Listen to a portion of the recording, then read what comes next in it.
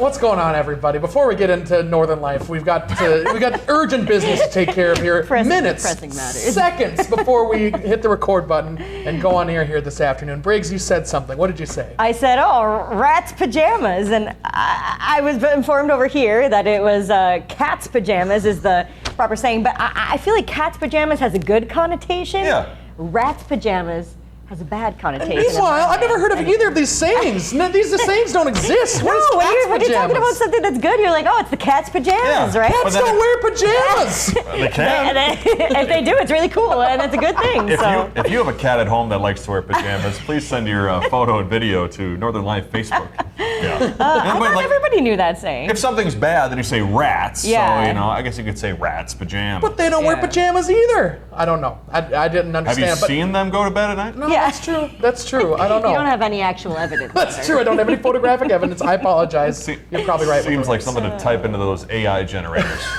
Rat's pajamas. Well, hey, today we are slicing things up. Rachel Hackbarth is back with another Does It Work product, and today the Slice Right is promising to be the new way to cut and serve food with ease. Alrighty, then later two Northland spots make a national list for where you can find the most breathtaking views in the U.S.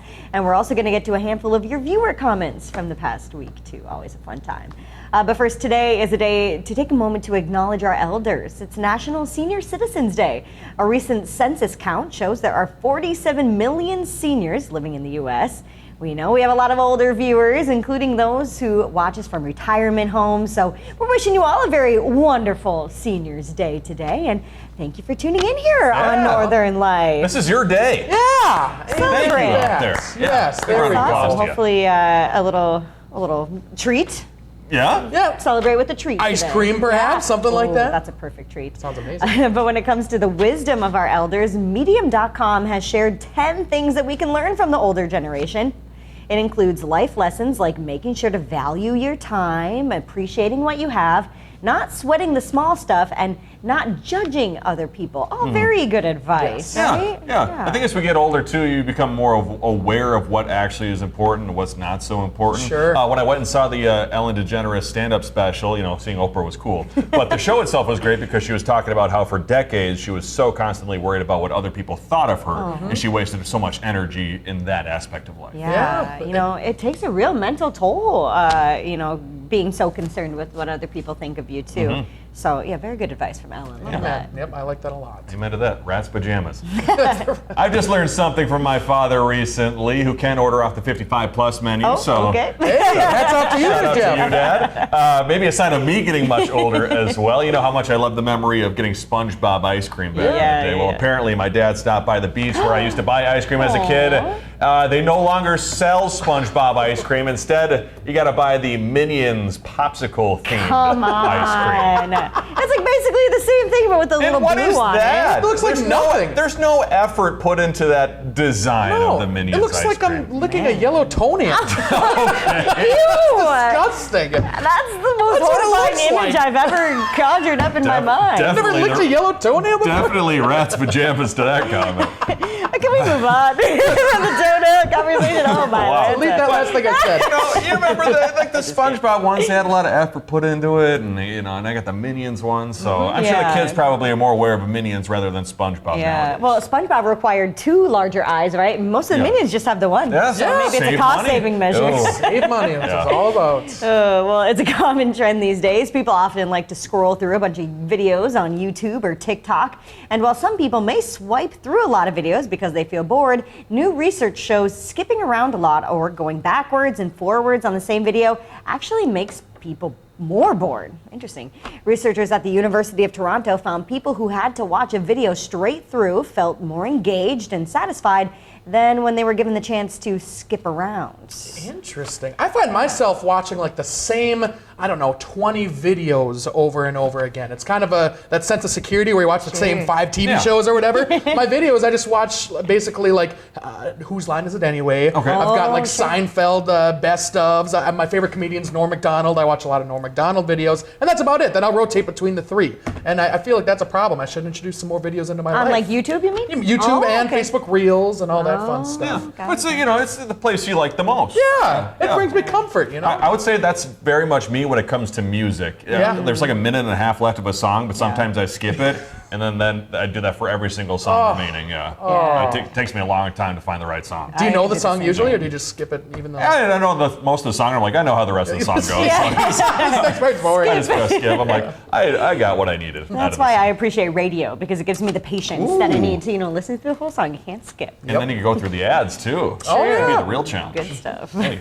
is your dog the main character in your family? 3 in 4 dog parents say theirs is. That's according to a new survey by Pets Table. Not only that, a whopping 84% think of their dog as their child. And so because of that, twice the number of people think of their dog before anyone else after a stressful day, even more than their partner. Also, when it comes to the home, 4 parents said it is perfectly acceptable for dogs to be on the couch and on the bed. So I guess, Briggs, we'll start with you. Is Harry and CJ the main characters of your family? Absolutely, yes. Okay. Main 100%. characters, they are the first people we think about. Okay, always. so that was second. Yep. So you think about them the most. Okay, and then 3 was the are they allowed on the couch in the bed? Yeah, Okay. both things. When I first got Harry, I was like, I'm not going to be a person who allows my dog to sleep on the bed with me. Like, we need some space, right? But then the very first night he was home, he was in his kennel, like barking and barking, and everybody said, don't take him out of the kennel, don't you dare, because then he's gonna learn that if he just barks and whines, you're gonna let him out and put him on the bed. So I was like, you know what? It had gone on for hours, and I was so tired of it, so I just put him on the bed with me. He was silent immediately right after that. Never once did he have an accident, and never once did he bark again in the middle of the night. To this day? Yeah, it was crazy. So Good he's job, a good Harry. boy. Way Yeah. to be. What do you have, like a king-size bed though to fit Harry and everybody on there? I wish. Yeah. I wish. A whole lot more after the break.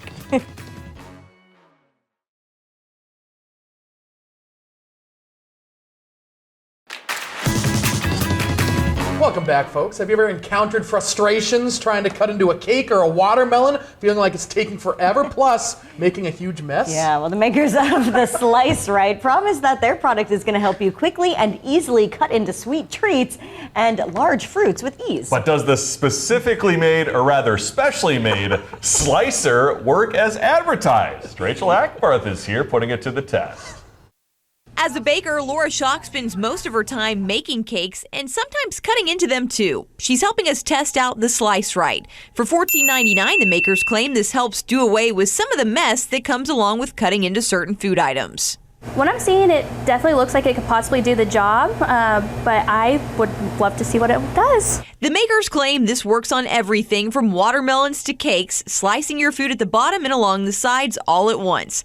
For this test, Laura has a couple of desserts that need to be cut into. Use the convey side to slice it, flip, slice right over, and squeeze to grab the slice and serve it. We're first trying out the Slice Right on this cake, one of the items the Slice Right promises to work on. Because this is a layered cake, and it did not get all of the layer. It still has a piece of the cake inside of it. Still some cake left behind. Laura tries again. And we're gonna squeeze as it said, pull that.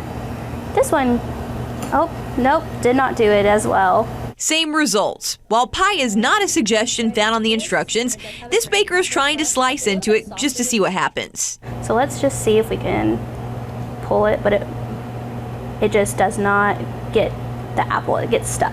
While Laura is having some issues getting all of her desserts easily with the Slice Right, she still thinks it works for the most part, just not on those more complex confections. I would definitely probably stick to like the melon or a smaller cake versus the layered big cake or a pie. For Does It Work? I'm Rachel Hackbarth.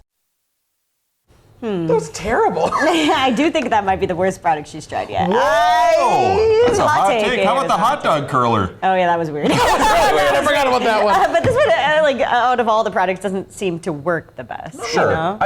In the baker's defense, it says it's supposed to cut the cake and the pie, whatever. That thing would probably actually work best on the watermelon. Have you tried to cut a watermelon recently? No. I have, because it stinks. Yeah. It is one of the worst bad? processes of all time. That's why I Really? don't get watermelon for that very reason, unless it's pre-cut. If you get a for me. whole watermelon, you're like, someone's like, all right, cut that up for me. And I'm like, where do I start? Yeah. I don't know what I'm doing. I don't know. I don't understand why A, it's curved. Why is the knife curved? It makes no sense to me. B, why does it look like they're like ice climbers that you'd use to like climb a rock or something Dual like purpose, that? I don't know. I guess. But like I said, if it's curved, it would slice through the melon probably easier along the sides of it. It's in the same curvature as the melon itself, probably. Okay. Test the radius of each. There's also that See which is which. specifically made spatula too for pies and cakes and things like that. Let's get to some viewer comments. The cat's pajamas of the day. How about this one for a lovely start to our viewer comments? We got an email from William, who is a senior at an area high school. He said he's looking into careers and wondering what goes into producing a show like Northern Life. Cool. Interested in learning about the production aspects and what it's like to be an anchor or host. He participates in theater and asked us, what training or degrees would someone want to be a producer or host? Oh, I love that question. What a good question. Personally, for me, I went to journalism school and got a degree in communication and journalism, which has been helpful. Yeah. Helps you understand, what goes into creating a newscast, like our typical newscast we do, but also, a show like this that's a little bit more fun-natured. Yeah, and you did that in college too? In college, like, yep.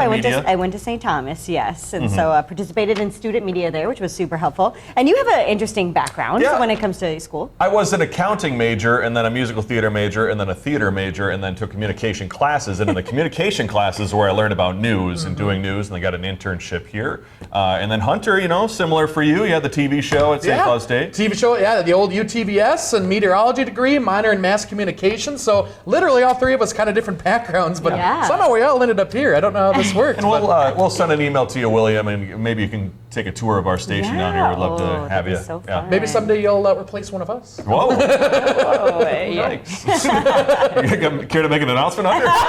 Not yet. No. Well, let's get to a comment from Nathan, who left us a note on one of our YouTube episodes. He told us, you guys have the greatest chemistry. Nice to see a shout out from the Iowa State Fair, as he's from Des Moines. Very cool. Not too much more time, he says, before we put our sticks on the ice. Was he listening to our conversation today about the iceberg? What? Sticks on the ice? I think it's just for ice fishing. ice fishing. I think it's like hockey too. Don't you think it's hockey? Oh, maybe. Either way, it's a very Midwestern. It's very northern life. Yes. Very northern life. Nathan, whatever sticks you're talking about, comment on the next YouTube video. We'll be sure to clarify. Let's get to Valerie. Valerie? Here with a little bit of Chuck E. Cheese Duluth history for us after we were talking about it. Sent us a message on Facebook saying Chuck E. Cheese was on Haynes Road in the early 90s. And prior to that, it was a Mr. Steak. And then after Chuck E. Cheese, it was the Elks Club. And it still is the Elks Club, isn't it? It's closed. That is? Yeah, I think they tore it down. Well, I've never been to a Mr. Steak. Me neither. I never even heard of Mr. Steak. I want to meet Mr. Steak. He sounds like the kind of guy I'd like to get to know. Mr. Steak. Nice to meet you, Mr. Steak. I'm Mr. Hunter. How about Mr. Steak into Charles Entertainment Cheese? There we go. What better possible transition? Well, thanks for those viewer comments out, those folks. Hey, what's the best view in town? We're going to share ours after the break.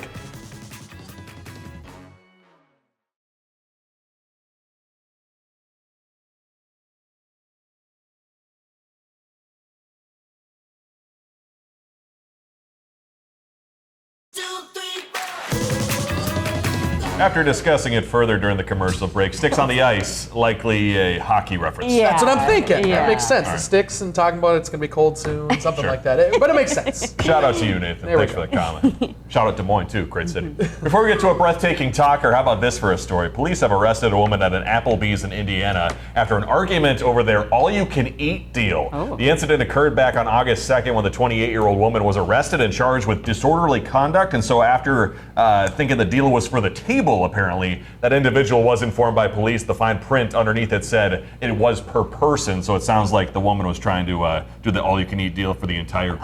And so, trying to defend herself, she was arrested for yelling and acting disorderly. Lo and behold, a member of that friend group came in later to purchase that extra all-you-can-eat deal. I was wondering where the arrest came in, like if she was arrested for trying to misuse a coupon, like if she. But it makes more sense if you get upset and you get a little unruly, then maybe that was necessary. When I read this before the show and it said for the table, I thought they meant literally she was trying to take the table in the deal. I'm like, why would she try to take it? Why would she misinterpret that? But now that makes If you more can sense. eat the table, it's all you can eat. Yeah, like what? What am I, a beaver? What's going on? Oh man. Well, two of Minnesota's most beautiful places have made the list of 100 most breathtaking views in America. The photo book company Mixbook surveyed 3,000 Americans to come up with the list. The two Minnesota locations include Voyageurs National Park, as seen from Capitogama Lake there, and Split Rock Lighthouse, as seen from Pebble Beach. Just beautiful. Those are really good scenes. Yes. So the list got us thinking, what is the most breathtaking spot in your opinion here in the Northland. There are so many of them to choose from. I personally really enjoy just any view from Canal Park where you can see the lift bridge in it. Yeah. Love choice. that. That's love always that. nice. I'm a big fan of Palisade Head or Shovels Point at Tetagooch State Park. Oh, yep. I And don't then think I've been there. Silver Bay also has this really wonderful, I've never really seen it before until this past summer. They have a really beautiful overlook. Kind of you have to drive more towards the city of Silver Bay and come around to get towards the top of a hill. It's really pretty. Silver Bay reminds me of Bean and Bear Lake, which is a great view. Yeah. In the Oh, Northland. yeah. Very, very pretty. Okay, one of my favorites that I just recently discovered. I've been driving by it forever, but it's up towards Hoyt Lakes, and I apologize if I'm pronouncing this incorrectly. Skybow Outlook. There's this little town community called Skybow, and you drive up to this top, and you can see literally all like a ton of miles around. And in the fall, it's beautiful with all the different fall colors. So, Yeah. highly recommend taking a drive up to Hoyt Lakes and checking out the Skybow Overlook at some point. I thought when you were talking about how you have driven past it a bunch of times, we were talking about on the 5 o'clock one time, Hunter told me he's never been to the Rose Garden here. Yes. What? So I thought you were like, I finally stopped by the Rose Garden, I drive by it all the time. And I was just shocked. Still. Oh, we went. No, we did Oh, go you for did the go. first time. It was like Okay. a couple weeks back, and yeah, I'm from up here. What am I doing? I need to play tours sometime. It's hard Yeah. not Yes. to walk through the Rose Garden. Seriously. That's impressive. Oh my gosh, it's beautiful though. I love it now. One of my favorite places. Big shout out to the Rose Garden. Big shout out to Skybow. From breathtaking to being out of breath, for 15 years, a group of volunteers in Appleton, Wisconsin have helped honor the service of local veterans, and they have arranged for veterans to fly to Washington, D.C. to visit monuments there. And for a recent fundraiser, teams of about 20 each worked together to pull a FedEx cargo plane. Oh, my. Each team had to donate a minimum of $1,500 to join in on it. And participants say it was a great way to show their appreciation for Wisconsin veterans. Would you do that for CrossFit, Briggs? Oh man, I would give it a shot, but I would need a team of, 3 times that many people. Get some folks, round up your favorite friends, pull a plane. Sheesh, but what a good cause. Awesome. cause. Well, when we come back, we're ending the show on a positive note. We'll be right back.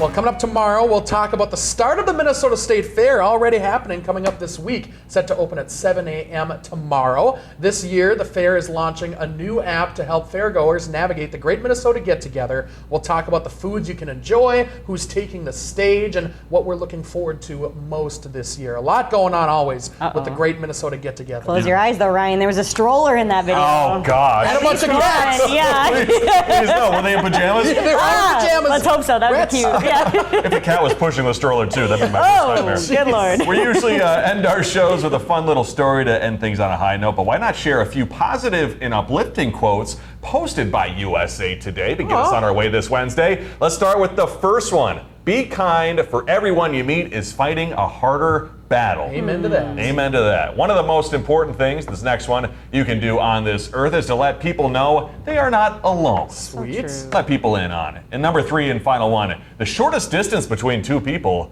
is a smile. That's my favorite one. I That's like a nice that one. one. So if you're walking cute. on the street and you see a stranger and you both smile and give a little, Yes. Makes It's a good day. big difference in Yeah, your day just yeah. to see a smile. Those are wonderful. I love those. Well, thank you stuff. guys so much for joining us. We'll see you back here tomorrow. Have a great rest of your Wednesday.